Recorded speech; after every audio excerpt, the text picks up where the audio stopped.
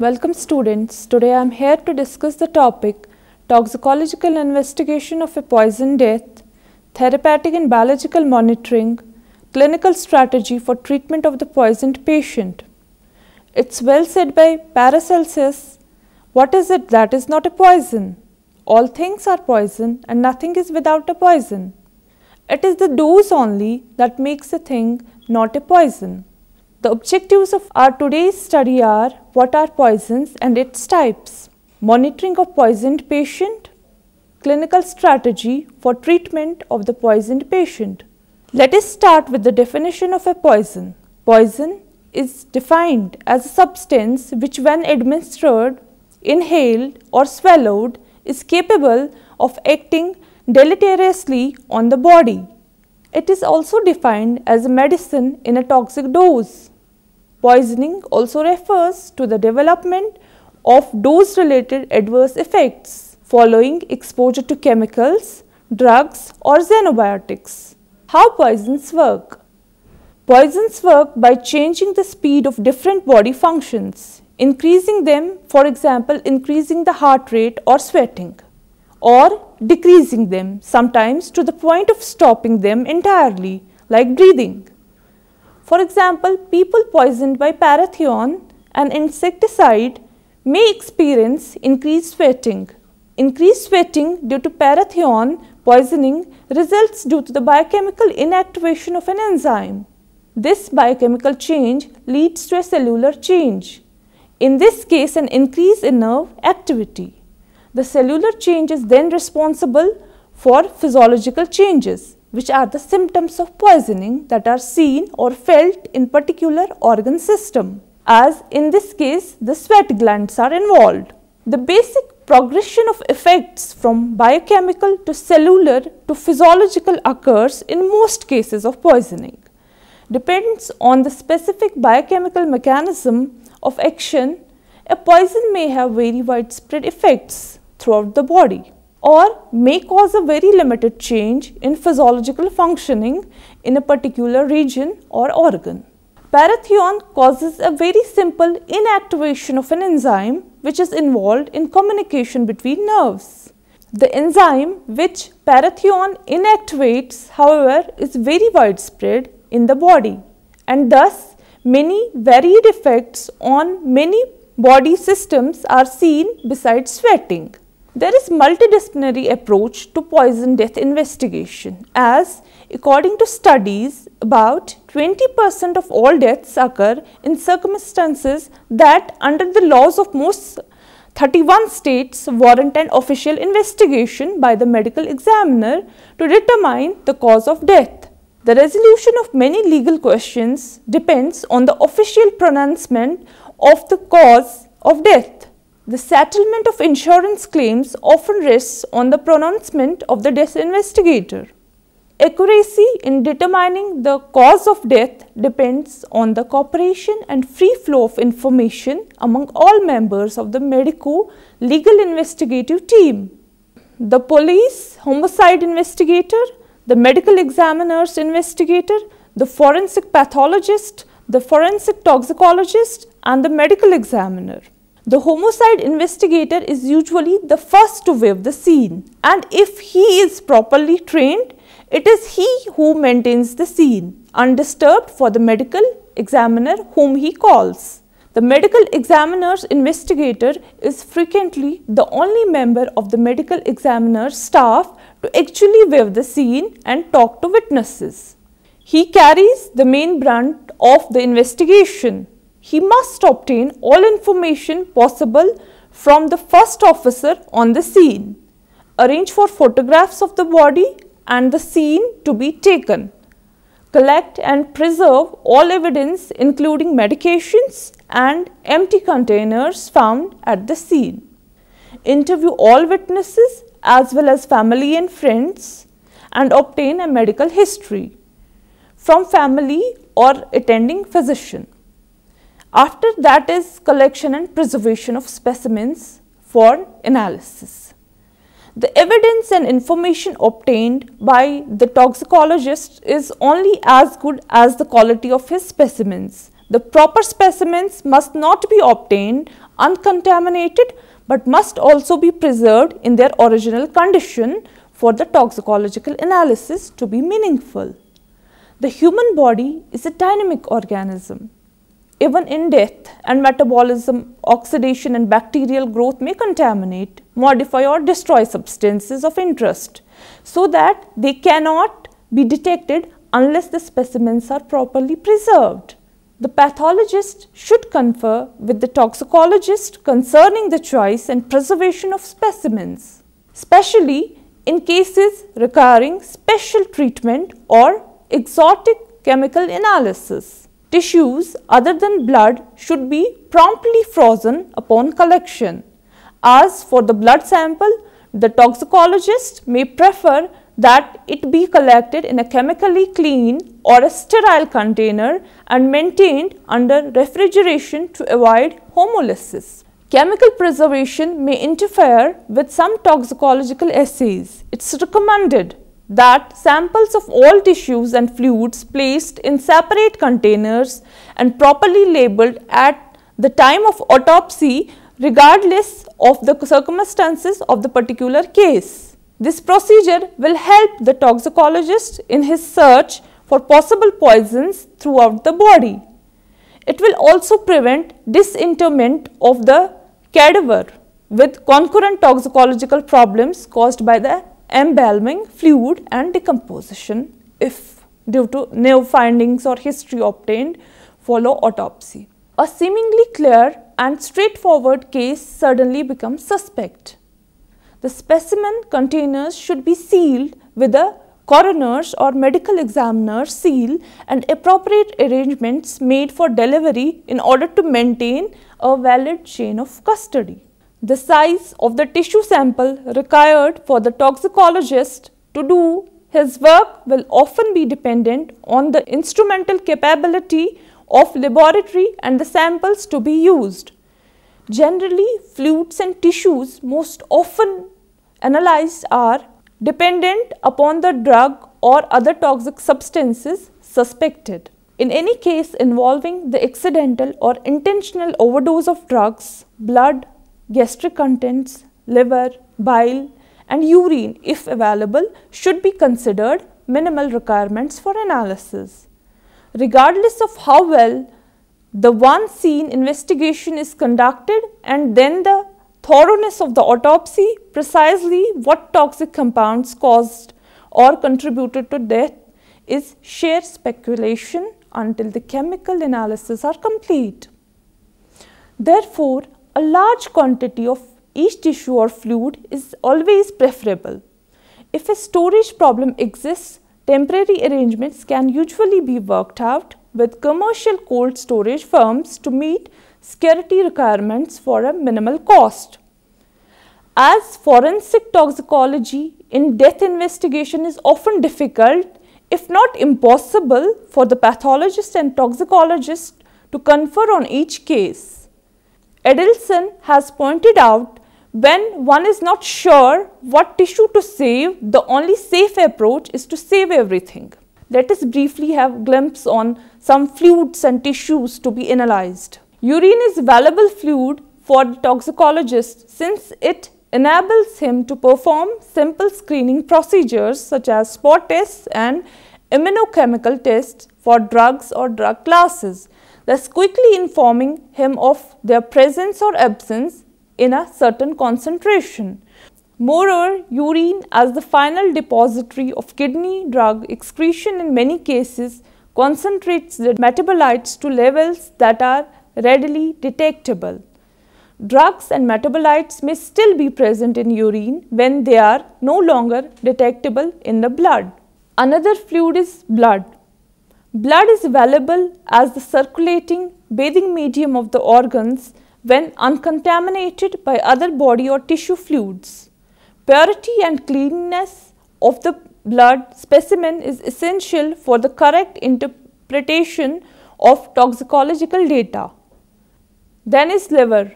The liver is the major site of biotransformation in the body and as such it concentrates many poisons and drugs. Poison may be detectable in the liver when none is detectable in the blood, stomach and stomach contents. Often in overdose cases, the intact tablets or capsules of drugs are found in the stomach at the time of autopsy and present a concentrated supply of the agent that can be readily identified. Even when no tablet or capsules are seen, their solubilized remains on the stomach walls may still present the best sample for identification. Then are brain samples. Though the physiological action of many drugs lies in the brain, their concentration at this locus may not be very large. Nevertheless, many volatile poisons are retained by the lipid tissue of the brain and can most readily be assayed there. Brain cholinesterase should be assayed when organic pesticides are suspected. Besides brain, lungs can also be used. The lung is a tissue of choice in case involving inhalation of a drug. High concentrations of many drugs taken intravenously, for example morphine, or orally, for example propoxyphene, may also be present. Bile. A number of important drugs, for example glutathione and morphine, are eliminated through biliary action. In cases of prolonged survival time following heroin injection, the bile may be the only specimen other than urine which can provide the analyst with a sufficient concentration of morphine for detection. Besides, these are adipose tissues, certain chemical compounds which accumulate in the fat, and in those cases in which the victim has survived for some days following ingestion, this tissue may offer the only proof of the compound ingested. Now is monitoring. Monitoring methods used for forensic toxicology in death investigation may be done either by various techniques or by using some clinical strategies. Various means of separating drugs and their metabolites from tissues or fluids include distillation, digestion, and chromatographic methods. Chromatographic techniques are often used in the forensic laboratory for both qualitative and quantitative tests for drugs and metabolites. Among the techniques, let us briefly discuss some of them. First is thin layer chromatography, or it is also abbreviated as TLC. TLC provides a simple, reasonably inexpensive and sensitive method of analysis. Drugs are separated on the basis of their molecular structure and properties and may be identified using parameters such as RF value and reaction to a series of chromogenic reagents. Another is gas liquid chromatography, which is also abbreviated as GLC. GLC, among the analytical tools available to the toxicologists, no single tool probably proves more useful than the gas chromatography.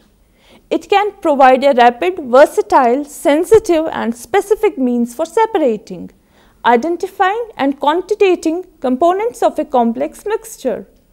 It can offer a unique method for isolating a compound in question in pure form for identification by other means. Gas chromatographic columns of many different polarities and properties are readily available for commercial sources or can be made in the laboratory to accomplish almost any separation.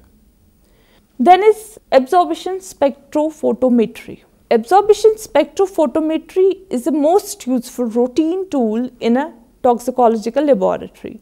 However, purification of the unknown compound prior to its introduction into the infrared spectrophotometer is essential. Another is mass spectrometry. Mass spectrometry has recently become a powerful tool in the toxicological laboratory since it provides molecular weight and fragmentation pattern information and is therefore a highly selective method. As far as clinical strategy for treatment of the poisoned patient is concerned, toxic overdose can present with a great variety of clinical symptoms from minor presentations such as nausea and vomiting to the calamitous, including altered mental status, seizures, cardiac diarrhythmias, hypotension, and respiratory depression. In the patient with altered mental status, there may be few clues to diagnosis at the time of initial assessment and management.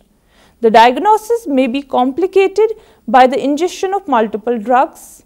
The clinical course of a poisoned patient depends largely on the specific toxicity of the agent and the quality of care delivered within the first several hours. Fortunately, in most instances, the drug or toxin can be quickly identified by a careful history or direct physical examination and commonly available laboratory tests. Attempts to identify the poison should of course never delay life-saving supportive care. Once the patient has been stabilized, the physician needs to consider how to minimize the bioavailability of toxin not yet absorbed, which antidotes must be administered, and whether other measures to enhance elimination are necessary or not. Now is diagnosis. Toxins may cause fever, headache, and abdominal pain. Indeed, any symptomatic patient can be a potential drug overdose. Altered mental status, GI complaints, that is gastrointestinal complaints, cardiovascular compromise, and seizures can all be toxin related. Some toxins produce subtle effects such as the flu-like symptoms seen with carbon monoxide poisoning or cases of digitalis overdose, which may mimic intrinsic heart disease. Furthermore, when faced with any known overdose, the clinician should also consider agents that have similar effects or may be found on the same shelf in the bathroom cabinet. That is with acetaminophen, as aspirin, digitalis, and also beta blockers and calcium channel antagonists are in the list of suspects. Now, when the patient gets poisoned, first of all, pre-hospital care is necessary. There are few well-controlled trials that examine the impact of pre-hospital care on the poisoned patient. It is taken for granted that medics should perform basic stabilization measures such as providing oxygen when needed, employing cardiac monitoring for those with unstable vital signs and cardiotoxic overdoses, and establishing venous assist in those who may require fluids or life-saving medications. The exact indications for these measures, however, remain unstudied. Some of the diagnostic tests are electrocardiogram. Frequent or continuous cardiac monitoring along with a 12-lead electrocardiogram is indicated following exposure to any potential cardiotoxin. Cardiac monitoring may be especially useful in poisoning due to sympathomimetic agents, cyclic antidepressants, digitalis, beta blockers, calcium channel antagonists, anti-hypersensitive agents, arsenic, cyanide, and carbon monoxide. Besides diagnostic tests, there are some laboratory tests, or which we call as routine tests, which should be done to a poisoned patient. Several simple, readily available laboratory tests may provide important diagnostic clues in the symptomatic overdose patient. These include measurements of electrolytes, blood urea, nitrogen, and creatinine. Serum glucose, a measured bicarbonate level, and atrial blood gases. If the patient is a female of childbearing age, a pregnancy test is useful since these patients often overdose for suicidal or abortifacient reasons. Now, some of the cost-effective strategies for managing the poisoned patient. First of all is avoid shotgunning laboratory data. Ordering excessive laboratory tests on the overdose patient is commonplace. Consult the regional poison center or a comprehensive toxicologic database in order to narrow the scope of lab acquisitions. For this, risk management caveat is, in the symptomatic patient with an unknown overdose, measurement of the anion gap may be useful. Second is limit toxicological qualitative screening panels. It is virtually a Pavlovian response to order a tox screen on the overdose patient, yet these screens rarely impact management. If the patient admits to using cocaine, don't get a test to coliform this. No one lies about using cocaine, although many may lie about not using it. For here, risk management caveat is quantitative serum levels such as digoxin, theophylline, salicylate, acetoaminophene and carbon monoxide are useful when the physician has reason to suspect poisoning with these agents.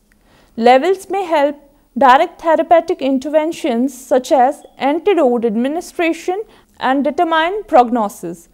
Then is avoid unnecessary use of expensive antidotes. Although antidotes are the glamorous celebrities of toxicology, they are probably necessary in only 10 to 15% of all cases in which they are used. The majority of patients will recover uneventfully with supportive care alone.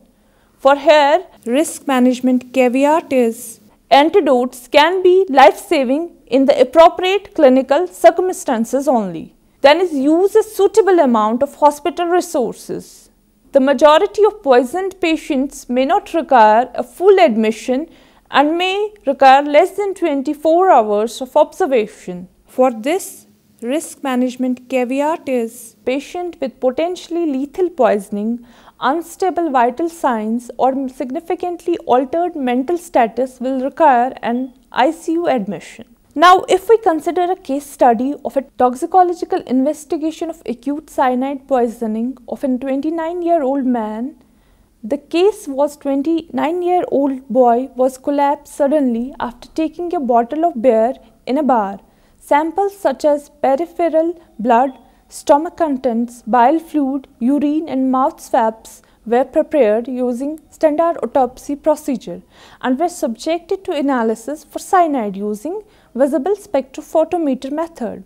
The cyanide contents in samples include stomach contents to 60 ppm, bile fluid to 72 ppm, blood to 56 ppm and mouth swab was 265 ppm. It was concluded that the cause of death was acute myocardial infarction following acute poisoning from ingestion of cyanide salts. Its lethality was related to the rapid onset of toxicity, non-specific nature of the symptoms and failure to consider the diagnosis. Regarding the absence of pathognomonic symptoms for its toxicity, delay in acquiring a full history and unexplained sudden collapse or acidosis which worsen the prognosis, cyanide intoxication needs to be expeditiously diagnosed and managed. With this, we conclude our today's lecture. Hope you have understood it very well. Thank you.